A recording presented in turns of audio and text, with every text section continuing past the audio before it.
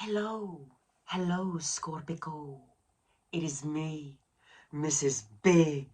At long last, I have returned with some more tarot magic for you. What a long time it has been, Scorpio. And I have a lot to thank you for, all the Scorpios out there. Y'all are some of my uh, favorites and largest group that really come through and get the personal readings on the DL, darling. The Scorpios don't like to let everyone know that they're going through it when they're going through it, Tammy. Scorpio, you are the fixed water sign, and I'm here to give you some love and guidance for this month in a little thing I like to call a taroscope. A little bit of the horoscope, a little bit of the tarot. You know the drill. We just had a full moon in Scorpio. Yes, yes, yes. Full moon in Scorpio. It's a song. Look it up. It's by Wendy Deity, I think. Wendy Deity. It's full moon in Scorpio. And it is, all about the full moon in Scorpio, about how we are, we are in the house of transformations, right? We're in the house of metamorphosis, of changing, of understanding what we want, of learning what we don't want. And, pessimism is really important. That's what Scorpio teaches us. It's important, not really pessimism in its entirety, but being able to look at something and understand its other side and see the value in it, right? And to, free the mind so the rest can follow. But the full moon in Scorpio is usually a very rough full moon. One of the roughest houses to have the full moon in, because it is the house of transformation that is just like in 3 days, like, and you are stretched to your limits. We're all stretched to our limits. We are all feeling that. What do I need to change about this? Whatever's going on right now. We're all in it. We all feel it. Well, Scorpio, I've meditated over your cards, and I have cleansed this space, right? And I brought a little extra big, right? I may have to bring it down to light it. I've been having to do that. But you know the tea. We're here. We're coming at you live with a little bit of tarot, a little bit of insight into the Scorpion beauty, the intensity, the drama, the criticism, the charm. Let's begin. With these 3 knocks, I banish all evil and negativity from my space and yours. Starting with the Oz deck, girl. This is the Shadows of Oz. This is a book about the Wizard. This is a deck about the Wizard of Oz books, and all 14. So you're going to get a lot of crazy, weird Wizard of Oz lore here, and a lot of it does make sense. It's probably my favorite deck because I understand it in a way that, is understood.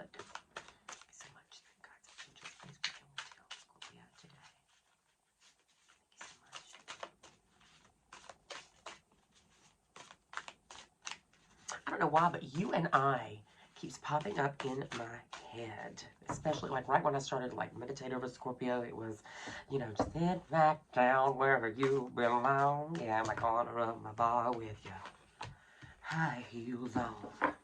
Ooh. Sit back. That was a good ooh. Sit back down where you say it. Okay, you know what I mean. All right, at the bottom of the deck, we do have the Knight of Wands. So, passion is in the air tonight. Passion that comes and goes. The fleeting passion. It goes just as quickly as it arrives, and it comes just as quickly as it leaves, darling. We do have crowning your big right now is strength, right? It's Dorothy rescuing the cowardly lion. In the books, the Wicked Witch took Dorothy and the lion. She left the Scarecrow and the Tin Woodman to the Lion Monkeys, but she could work the lion, right? She could put the lion to work. And so, but this is Dorothy when she's, they're both trapped. They end up being trapped with that witch for, like, weeks, y'all. Like, weeks. So, like, this is truly a moment of strength. But this is all about, this does represent the internal conflict and the battle, of the, feminine side over the masculine side, in the sense of, like, the aggression through which you handle things, sometimes that aggression is necessary in the outside world, but this being a card of internal conflict, what is necessary is to soothe that lion, not really use use that aggressive, assertive side, but use that passive, loving side to heal those wounds within yourself, because that is true strength. True strength is really showing love to the lion when you want to scare it away. But you really do have to give it that beauty. And understand, you just have to treat yourself with kindness. That is where strength lies. I mean, Julie Andrews says it in The Sound of Music, darling. She says, strength lies in nights of peaceful slumbers. Because it's what it is. It's what it is. Loving yourself. Sorry, the nails. You know the nails. And I'd love for y'all to see my table. I have to figure out my new setup, because it is sitting. The table looks hot. I've got a matching tapestry on the table, girl. I wish you could see. Probably post a pic later. But here we have the Queen of Discs. Right? This is the Queen of Pentacles. This represents Aunt M when she goes to Oz, but also this is the Queen of Pentacles. This is someone who's recognizing their own value, seeing their own worth, and, you know, want to receive it reflected back in their world, right? In the 6th book, Aunt Em and Uncle Henry are about to lose the farm, and Dorothy's like, oh, move with me to Oz. And she consults with the Princess Ozma, who's the rightful ruler, by the way. Full T. And she summons, after the wizard, you know, and she summons Aunt Em and Uncle Henry to live in the palace of the Emerald City, right? And so Aunt Em truly stops being this farmer's wife and gets to stop and look down in her own embroidery and her own work and be like, you know, I'm actually working for fun now, girl. I'm actually living the life. I see my own value. I've been worth it. I've always been worth it. I've always been a woman that's deserved to be kept. You know, Henry has kept me, girl. Like, she recognizes the value in herself, and of course that's reflected in her world. I mean, look at the animals coming to see what she is about, because she is so about herself that the rest of the world has to turn and follow.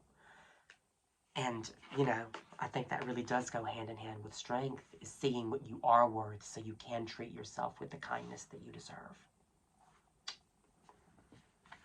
Which is, you know, a little hard to do right now because Mercury is in Gatorade. Don't drink it. Now, Mercury's in retrograde, darling. So the effects of communication, quickness of thought, and change. The power lines are down, dear.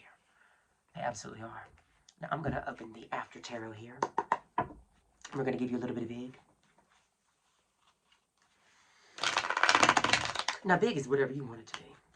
Anything can be big, but anything can also not be big. So this is the After Tarot, so it's the stages right after the stages in the Rider-Waite. Oh. I told myself if I have to bend down. You know, you're not going to melt this witch. I'm a water witch. I'm a water witch. Ooh. Speaking of water witch, we got the water witch, the star. So this period is all about self-healing, right? It's the major arcana card that is about pouring it back into yourself. She is, you know, replenishing the water on which she drinks, the water on which she sits, and the water on, and she's reviving the land on which she stands. She's taken that time to do the good healing work, and that is truly what retrograde is all about. They say the key to a Mercury retrograde is to not really rely on new communication, but to find new in communication that's already been had. Maybe I just solved something there for you, Scorpio. But this is all about pouring the waters on thyself to heal, girl. Staying in that good healing energy, right? Got the 5 of Cups in reverse. It means you know, something that you have walked away from. You really are learning to live without it. You're relinquishing, you know, its hold over you energetically, because you're remembering that you've always had you, right? I mean, the 2 cups, 3 cups are spilled over, but the 2 cups behind him are him and his love for himself, right? You're never going to lose that love for yourself no matter what falls in front of you, especially if you do understand, if you understand this battle for strength, understand this value in your own person. Look down in something that you have created, like Aunt Em is doing in this card. Look down at something you have created and let your worth shine back up at you, girl. God, it feels good to do this again. And I'm so glad it's you. I'm getting these goosebumps for Scorpio. I'm just getting goosebumps. I want to cry. This is truly so emotional to recognize this. I mean, this was your full moon. This was you getting out all the things that you did not want to carry with you anymore. And it's very difficult. It does look like it's been a very rough journey where you, look, he's holding himself, you know? She's healing herself.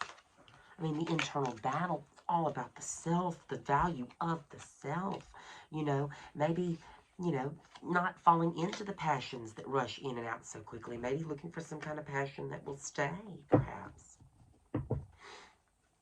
The bottom of the deck here, we do have the devil in reverse, and the devil is about the enslavement to the material plane, about the working of it, about how hard we do work to be in the material plane, right? How hard we do work to sort of tether ourselves to it in a way when we also need to remind ourselves of the spiritual plane, hence it being in reverse, right? And the devil in reverse is, you know, the lovers, and the lovers in reverse is the devil. It's all about the choice. It's all about the choices. It's all about understanding that you truly are the creator of your own reality, and you don't have to be tied down to chains that have nothing to do with you. You know, if the chains hurt you, you don't have to carry them. Nobody ever said you did, and whoever made you feel like you did, I'm sorry. They were lying. Because Scorpio, you've got this, and you can handle this. Truly, it's beautiful. I'm going to go for a card for a little spiritual advice.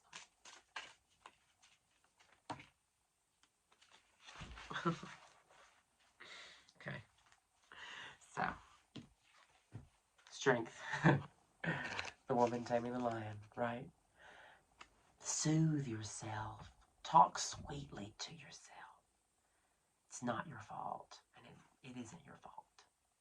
Be sweet to you. Use that inner strength, because that really, truly takes strength to look at yourself and say, hey, it's not your fault. It's nobody's fault, and I had no power. Sometimes the most powerful thing that you can do is to relinquish power. And the urge, the desire to feel good about yourself is so natural.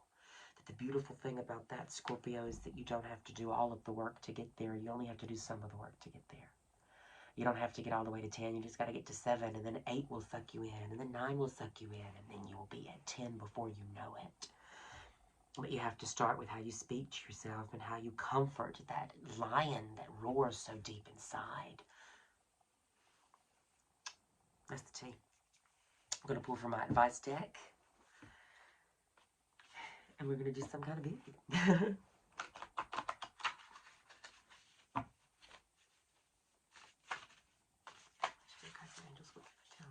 Scorpio, what can I give advice on through this upcoming season?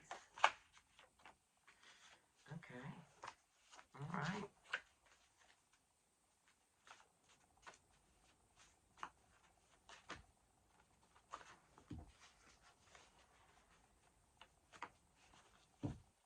Okay. We have balance, right? Maybe speaking to those of you that are on the side of your sister Libra, but balance, right? Even things out in your life. There's so much to experience, and there is such a good thing as too much of a good thing. You must restore your drinking water and your resting water. This is all about, that's literally what I said about this card. You must, that's what she's doing. She's restoring her resting water. She's restoring her drinking water. She's restoring the water. She's reviving the land on which she stands. She's taking care of her own needs and nobody else's, right? Restore your drinking water and your resting water. Get your priorities in order. This is all about shifting your focus to truly what really matters. And fate, destiny does have a hand in this. You must believe that what is happening to you is happening for you to help you. And that, you know, it was always on its way to you. You were always on its way to it. Nothing really meant for you will ever be able to pass you by, Scorpio. That's the tea. That is what they say. And then we have confess your love. Now, I haven't told this story in over years, so I'm a little rusty. But one time I met Goldie D at a bar. And Goldie D, very famous drag queen. Gorgeous. She is the legs of Memphis, Tennessee, and you can try to argue that with me, but you will lose. She is the legs of Tennessee, and this is how I know that. It's because like one summer I had done the most insane jump rope work, and my legs were cut AF, and I went out in drag with my leg one night, and somebody called me Goldie D, and I thought it was the biggest compliment to ever see. But anyway, I ran into Goldie D one time at the pumping station, and I was talking about, you know, I really want to host my own show. I want to get my own gig going. And she was like, honey blunt, the worst that they can say is no. And nobody ever tells me no. Hence, you must confess your love, right? You must tell someone or something how you feel. Don't keep beautiful feelings bottled up to yourself, right? You know, maybe if it's negative, maybe if it's not something nice that you shouldn't be saying, keep that shit to yourself. But if it's beautiful, why are you keeping it in? Why not share it? Why not let it reverberate from within you and get out and come back? It's a cycle. Do it. Because mutual attraction can only be discovered when you confess your love. Duh. If they like you and you like them, why are you not telling them? It's sometimes not always about love. Confess your feelings. Speak your mind. Say what it is. Or maybe confess your love to yourself, right? With this strength card here. Talking to yourself, understanding your value, confessing your love to yourself can also be a very big important, right?